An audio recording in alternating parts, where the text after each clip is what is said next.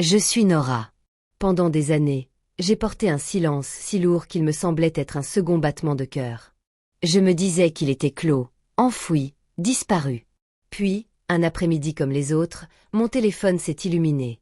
Un message d'une vieille amie de Boise. Mon ex-mari avait pris de mes nouvelles. Après près de 10 ans de silence, il voulait voir son fils. Il n'a pas de fils. Pas avec moi. Cette vérité pèse toujours sur ma poitrine comme une pierre autour de laquelle j'ai appris à vivre. Mais quand j'ai su qu'il me cherchait, quelque chose en moi a changé. Plus de panique, plus maintenant. Juste une résolution calme et inébranlable. Car cette histoire ne parle pas de ce qu'il m'a pris. Elle parle de ce que j'ai finalement choisi de garder. Tout a commencé quand j'étais jeune et avide d'une vie qui me soit propre. J'avais déménagé à Boise sur un coup de tête, suivant une amie qui rêvait d'un nouveau départ. Nous avions loué un petit appartement au plancher grinçant et avec vue sur les montagnes, persuadés de construire quelque chose de concret. Puis elle a été rappelée pour un travail qu'elle ne pouvait refuser. Et voilà, je me suis retrouvée seule dans une ville où je ne connaissais personne. 2 semaines plus tard, j'ai rencontré Landon. Il est entré dans le café où je m'abritais de la pluie, secouant ses cheveux pour s'essorer, riant à quelque chose sur son téléphone. Il dégageait une aisance naturelle qui m'a tout de suite séduite, comme s'il était à sa place partout. Il venait de terminer ses études et allait commencer à travailler dans le cabinet d'ingénierie de son père, en périphérie de la ville. Il souffrait encore de sa rupture avec sa petite amie du lycée, celle que sa famille avait toujours considérée comme la femme idéale. J'ignorais alors à quel point nos liens étaient profonds. Notre histoire a été intense et rapide. En quelques semaines, il passait la plupart de ses nuits à la maison, laissant traîner sa brosse à dents dans ma salle de bain, parlant de l'avenir comme s'il était déjà à nous. Je me suis laissé aller à y croire. J'étais loin de ma famille, de ma mère et de mon beau-père près de Spokane, de mon demi-frère Tyler, qui avait toujours été comme un jumeau pour moi. Landon est devenu mon point d'ancrage dans ce lieu inconnu. Avec le recul, les signes étaient là depuis le début. Sa mère n'a jamais été très chaleureuse avec moi, et Brooke, son ex, n'était jamais vraiment partie. Leur famille était liée depuis toujours. Leur mère était meilleures amies, et Brooke avait grandi comme la fille d'à côté que tout le monde adorait. Même après leur rupture, elle est restée proche. Elle est venue à sa remise de diplôme, a posé à côté de sa mère sur les photos, lui a touché le bras comme si c'était la chose la plus naturelle au monde. Je me disais que ce n'était rien de grave. De la loyauté familiale, rien de plus.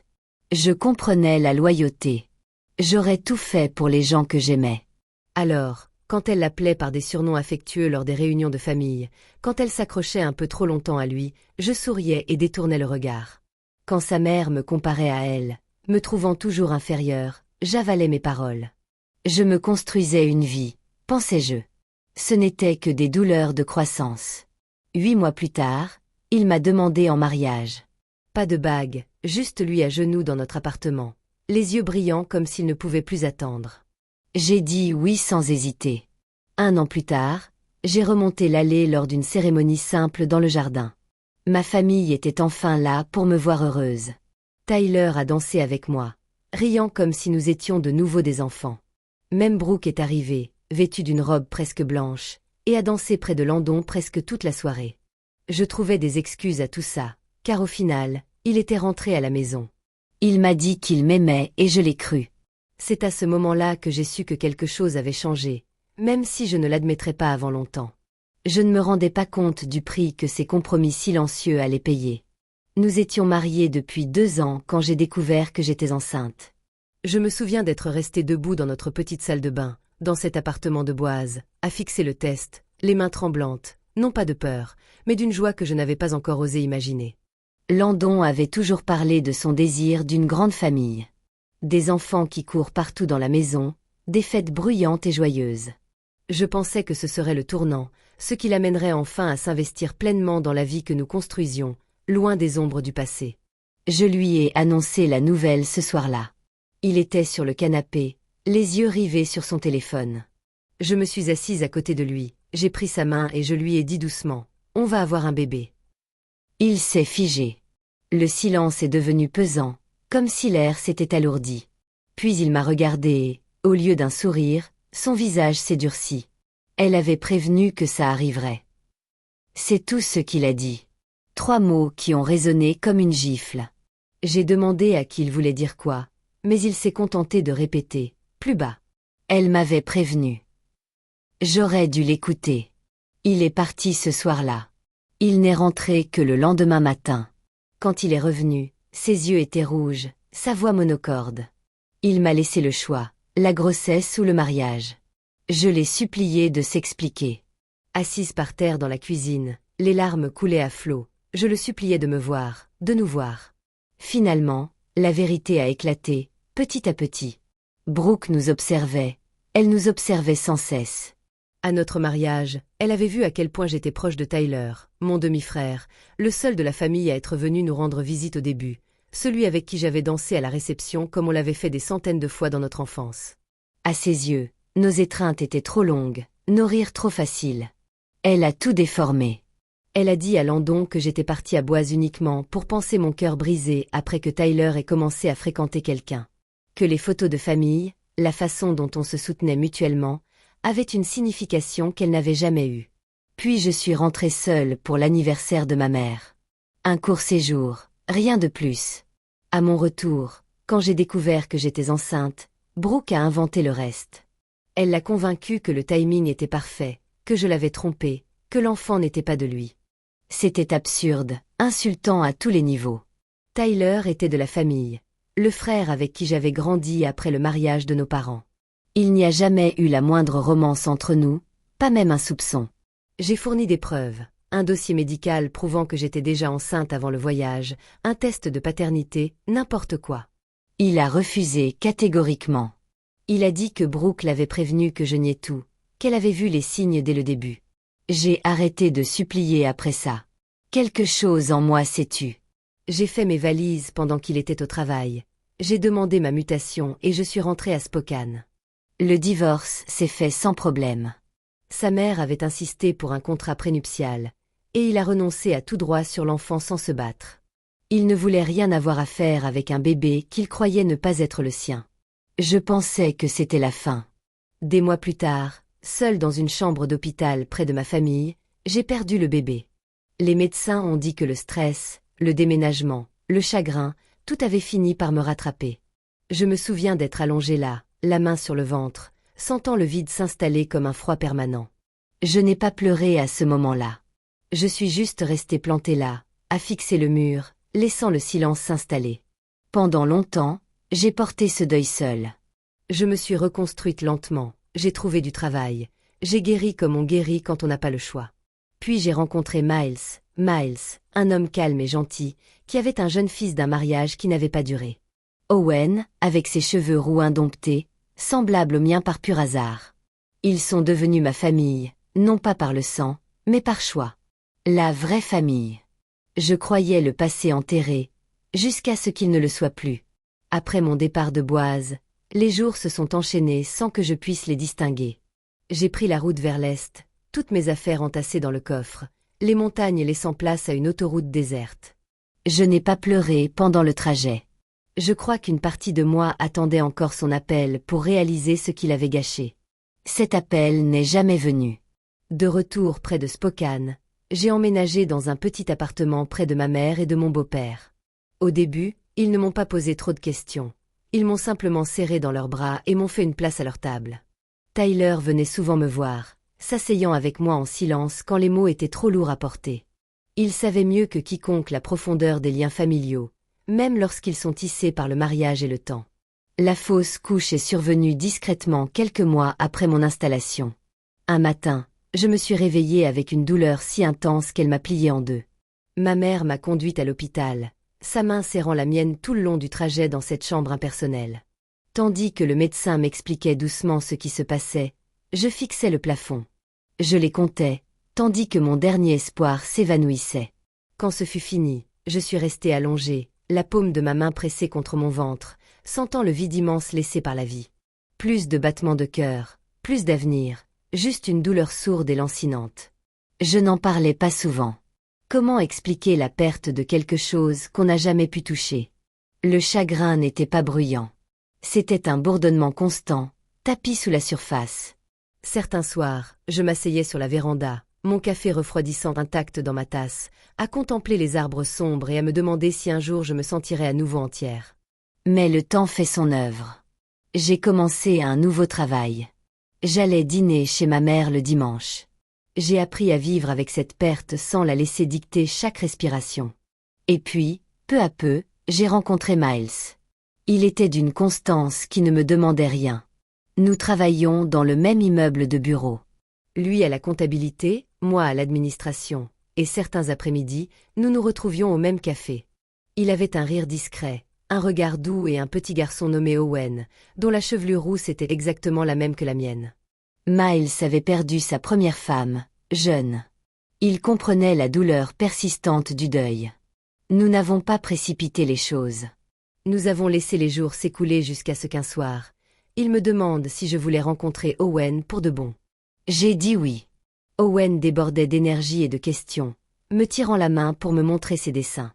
Quand Miles m'a demandé si j'envisagerais de m'engager définitivement, d'adopter Owen, de fonder une famille ensemble, ce n'était pas un compromis.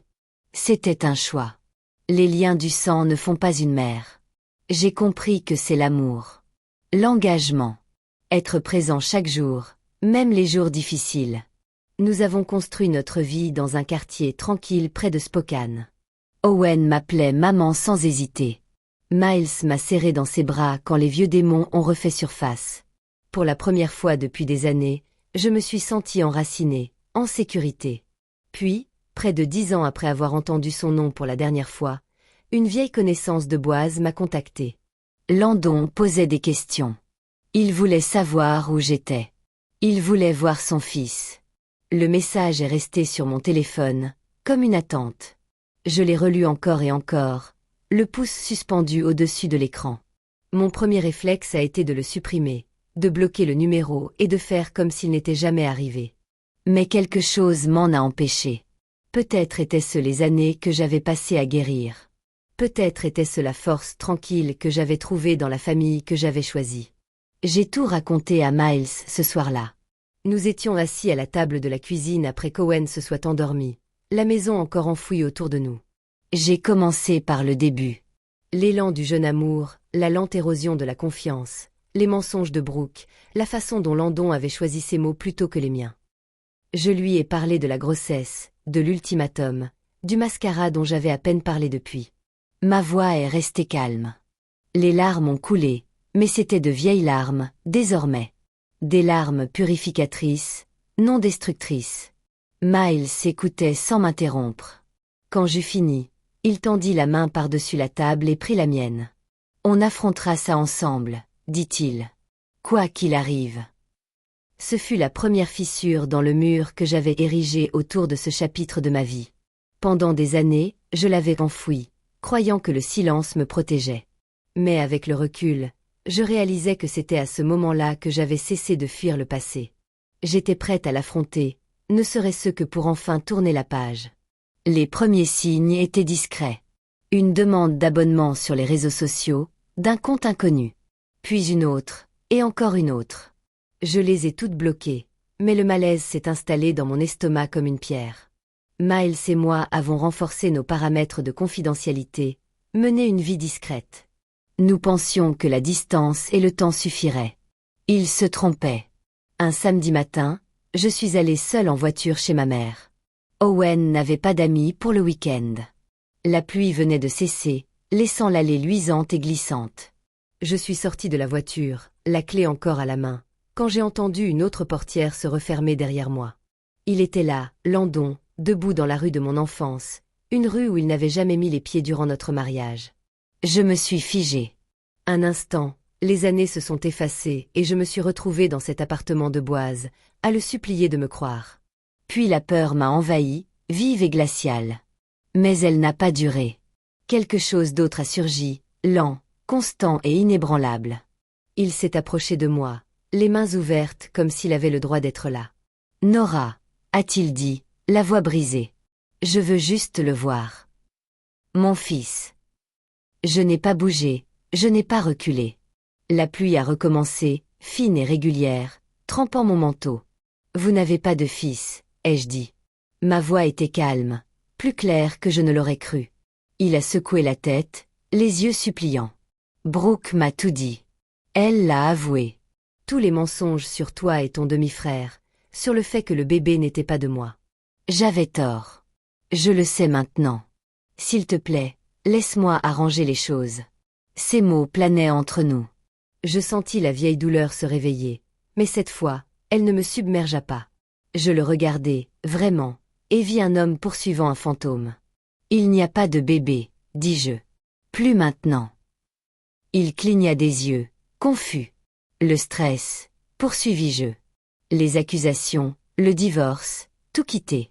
Je l'ai perdu des mois après mon retour. Il est parti, Landon. Tu l'as abandonné bien avant moi. Il se décomposa. Il ouvrit la bouche, puis la referma. Pour la première fois, il resta sans voix.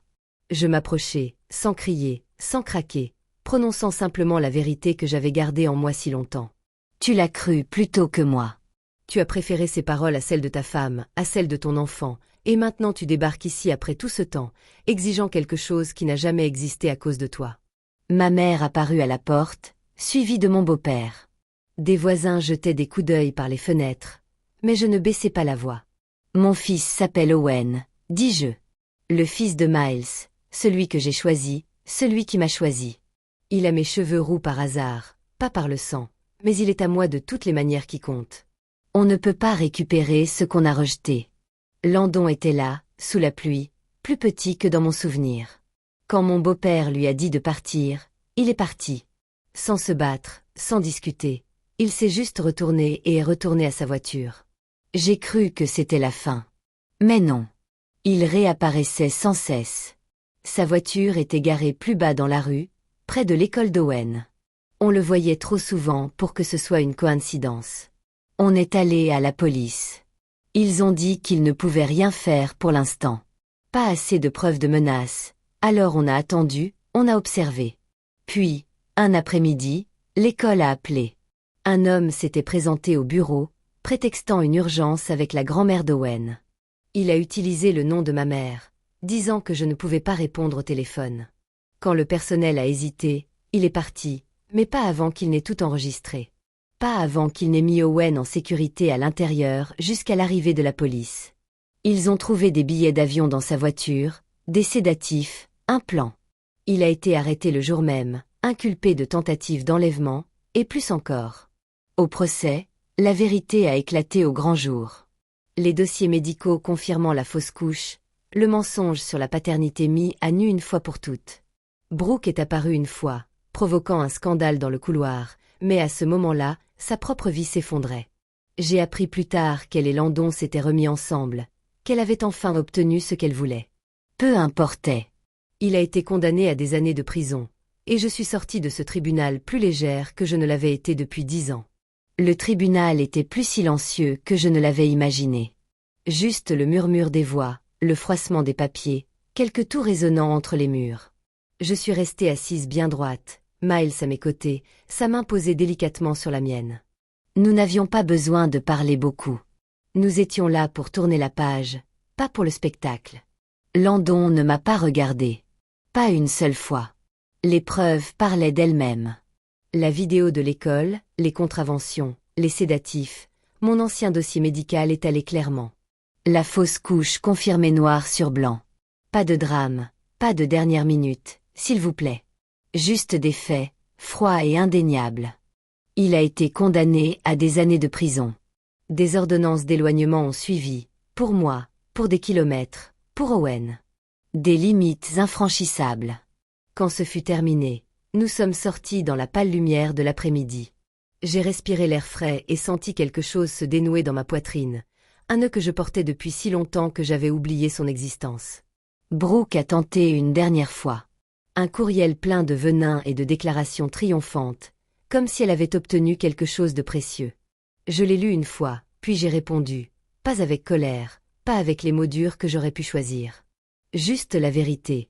Je ne lui souhaitais rien d'autre que la vie pour laquelle elle s'était embattue. J'ai cliqué sur « Envoyer », je l'ai bloqué et j'ai fermé l'ordinateur portable. C'était le dernier mot, et ce fut comme une paix intérieure. Des mois ont passé depuis. La vie a repris son doux rythme. Owen court dans le jardin. Ses cheveux roux, captant le soleil, m'invitent à suivre ses dernières aventures. Miles prépare le dîner pendant que nous parlons de choses et d'autres, les devoirs, les projets du week-end, les couleurs précoces des feuilles cette année. Ma mère appelle le dimanche. Tyler passe nous voir avec des histoires à mourir de rire.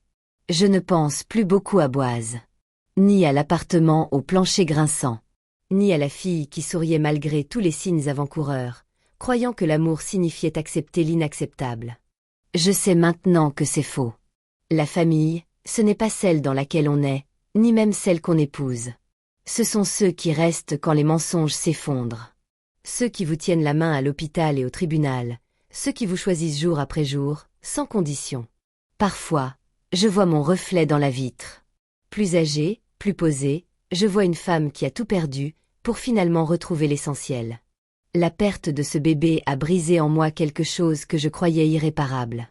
Mais elle a aussi créé un espace. Un espace pour le rire d'Owen. Pour la force tranquille de Miles, pour la vie que j'ai construite, et non celle qu'on m'a imposée. Je ne suis ni amère, ni brisée. Je suis entière. Merci de m'avoir accompagnée sur ce chemin. Chaque histoire nous rappelle que la force se cache souvent derrière le chagrin. Si celle-ci vous a touché, restez avec nous. Chaque récit révèle une nouvelle vérité du cœur humain. N'oubliez pas d'aimer, de vous abonner et de partager pour que d'autres histoires comme celle-ci puissent atteindre ceux qui en ont le plus besoin.